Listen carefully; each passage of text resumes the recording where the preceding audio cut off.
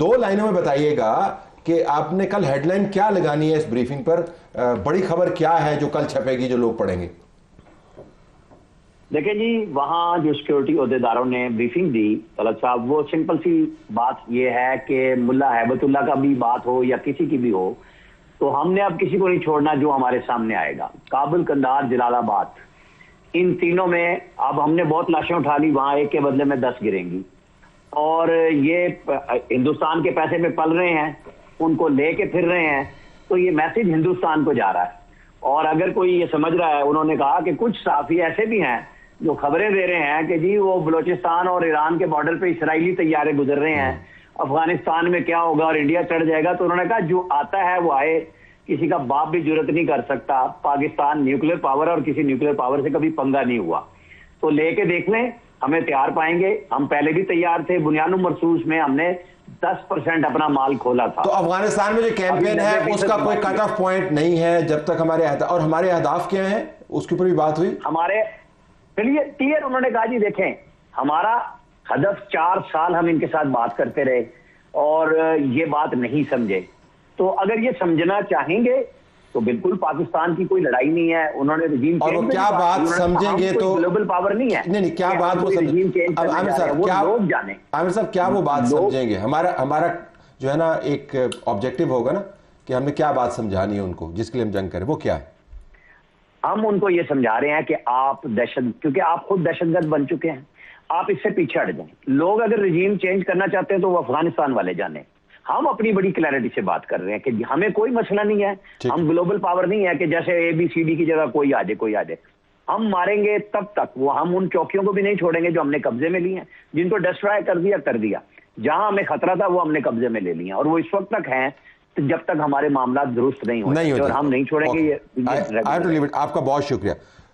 میسو, ہم نے کبھی اتنی فارورڈ لیننگ پالیسی نہیں دیکھی. تو ایک طرف وہ جنگ چل رہی ہے, ایک طرف یہ بھی جنگ چل رہی ہے جس کی زیادہ بحث نہیں ہوتی. میں آپ کو بتاؤں کہ میرے اعتبار سے یہ موضوع تھوڑا بکھر گیا ہے اس وقت. جو سب سے بڑا چیلنج جنگ بکھری ہوئی ہے نا جی, ہر طرف جنگ لگی ہوئی ہے. سنیے, جب گفتگو کا آغاز ہوا تو آپ جو ہے امریکہ کے اسرائیل کے اوپر, امریکہ اور اسرائیل کے ایران کے حملوں کے اوپر بات کر رہے تھے, اور اس کا فال آؤٹ پاکستان کے اوپر کیا ہے اور پاکستان کو اس کے لیے کیا ہے. افغانستان کے اندر کیمپین میں ابھی بتاتا ہوں, اس کی طرف آتا ہوں. اب دیکھیے کہ اور یہ جو باتیں ہو رہی ہیں یہ اپنی جگہ پہ بہت اہم ہے. کسی بھی ملک کو, امریکہ ہو, پاکستان ہو, ایران ہو, جو سیاسی استحکام ہے یا قومی یکجہتی ہے وہ بہت ضروری ہے ہر قسم کی پالیسی کی کامیابی کے لیے, اور اس میں کوئی بحث و تمیز کی گنجائش ہی نہیں ہے. اگر جو ہے کوئی خلیج باقی ہیں تو ان کو بانٹنا چاہیے. اب میں آپ کو بتاتا ہوں کہ 3 آپ کو چیلنجز ہیں جو یہ موجودہ جنگ جاری ہے, اور بہت خطرناک جنگ ہے کیونکہ اب بوٹس آن دا گراؤنڈ کی بات ہو رہی ہے. صدر ٹرمپ نے کہا ہے, پیٹ ہیگسیت نے کہا ہے, انہوں نے کنفرم کیا ہے, انہوں نے دھمکی دی ہے کہ ہم وہ بھی اتار سکتے ہیں سارے کے سارے. تو یہ جنگ جو ہے مہینوں پہ نہیں بلکہ جو ہے سالوں تک محیط ہو سکتی ہے. اگر آپ پیچھے چلے جائیں 2003 کی جنگ جو عراق کی ہوئی تھی, اور trillions of dollars can be spent here, اور اس کا ملبہ جو ہے پاکستان کے اوپر گرے گا. ہماری 3 ترجیحات ہیں یا 3 جو ہے ہمارے لیے چیلنجز ہیں. پہلا چیلنج ہے دفاع کا, کہ جیسے کہ آپ نے کہا کہ ہم ٹرو فرنٹ وار پہلے سے لڑ رہے ہیں ہندوستان اور افغانستان کے خلاف, اور اگر یہ بھی ہماری جو ہے بارڈر والٹائل پہلے سے والٹائل ہے, ہندوستان یہاں سے دراندازی کروا رہا ہے, دہشت گردوں کو بھیج رہا ہے یہاں اپنے پراکسیز کے ذریعے.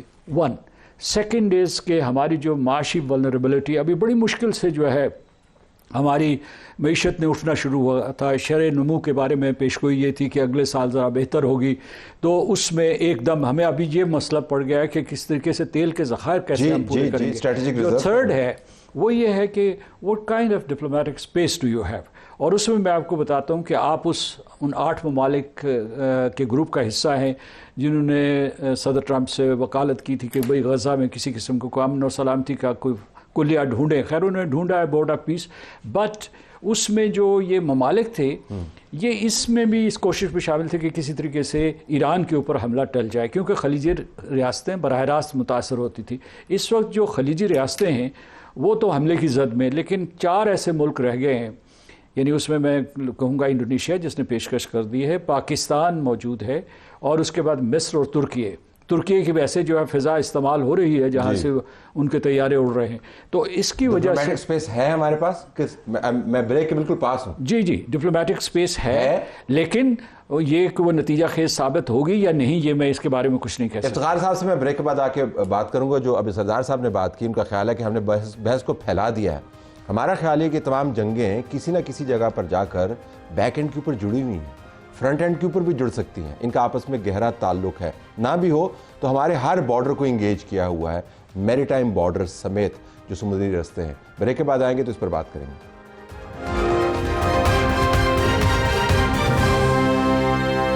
ریڈ لائن لائیو آپ اسلام آباد اسٹوڈیو سے دیکھ رہے ہیں. بڑی خبروں کا ہم تجزیہ کر رہے ہیں. پہلے افتخار صاحب, ابھی بریک سے پہلے مسعود خان صاحب نے یہ ہمیں بتایا تجزیاتی طور پر کہ ہم نے بحث بکھیر دی ہے, اور بیچ میں ہم نے عامر الیاس لانا کا بھی آپ کو سنوایا کہ وہ سیکیورٹی کے جو نمائندگان ہیں وہ آن گوئنگ کیمپین کو کیسے دیکھ رہے ہیں. تو کیا ہم ایران کے گرد جو صورتحال بن رہی ہے اس کو, اور جو افغانستان میں بن رہی ہے اس کو ڈیٹیچ کر کے دیکھیں پاکستان میں بیٹھ کے, کیا آئی تھنک کہ جب آپ تو سیریا کو بھی ڈیٹیچ نہیں کر سکتے, ایران اور افغانستان تو جو ہے وہ دور کی بات ہے, کیونکہ جو میں آپ کو حال ہی میں مثال دے دیتا ہوں.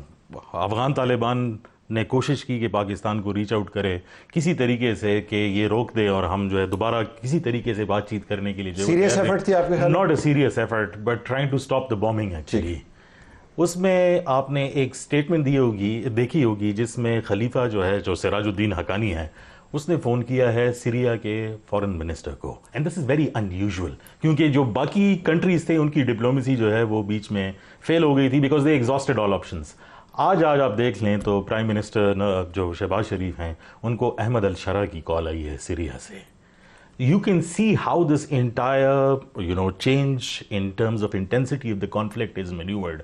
اور میں یہ سمجھتا ہوں کہ جو آپ کے 8 ممالک کا ذکر جو سردار صاحب نے کیا ہے جو بورڈ آف پیس میں پاکستان کے ساتھ ہیں, interacting with most of them within Istanbul and in Qatar and all these places, وہ تو پاکستان اور افغانستان کے ریلیشن شپ کو بائیلیٹرل دیکھتے ہی نہیں ہیں. They think کہ یہ مینا سے ریلیٹڈ ہے which is Middle East and North Africa. اب آپ جو اگر چاہے وہ سیریا کے اندر کچھ ہو رہا ہے, اور جتنا پاکستان کا رول اب بورڈ آف پیس سے جو ہے وہ بنتا ہوا جا رہا ہے, پاکستان کو اگر آپ دیکھ لیں تو اس کی پرومیننس بڑھے گی, امپورٹنس بھی بڑھے گی.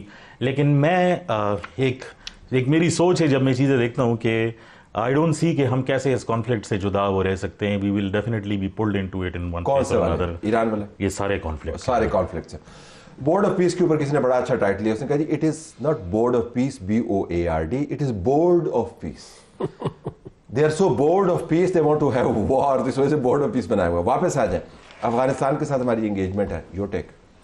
دیکھیے جی, سب سے پہلے مجھے تھوڑا سا آپ ٹائم دیں گے. 2611 کلومیٹر بارڈر ڈیورنڈ لائن کا, پھر 909 کلومیٹر کا بارڈر آپ کے ایران کے ساتھ, اور پاکستان کے جو حالات ہیں معاشی اور پاکستان کے اندر جو پولیٹیکل انسٹیبلٹی ہے, یہ ڈیمانڈ سب سے پہلے, جب میں افغانستان پہ بعد میں آؤں گا, پہلے یہ کہوں گا کہ جی تو ہو جائے نا متحد, جی فوج و تگڑی آپ متحد ہو جائیں. جب 7 مئی 2025 کو ہندوستان کا جو بھی غلط فہمی تھی, اللہ نے قوم کو یکجا کیا اور آپ نے دیکھا قوم سیسا پلائی ہوئی دیوار بنی. اب افغانستان کے حوالے سے سب سے پہلے آپ نے دیکھا ہوگا ریسنٹ کے بعد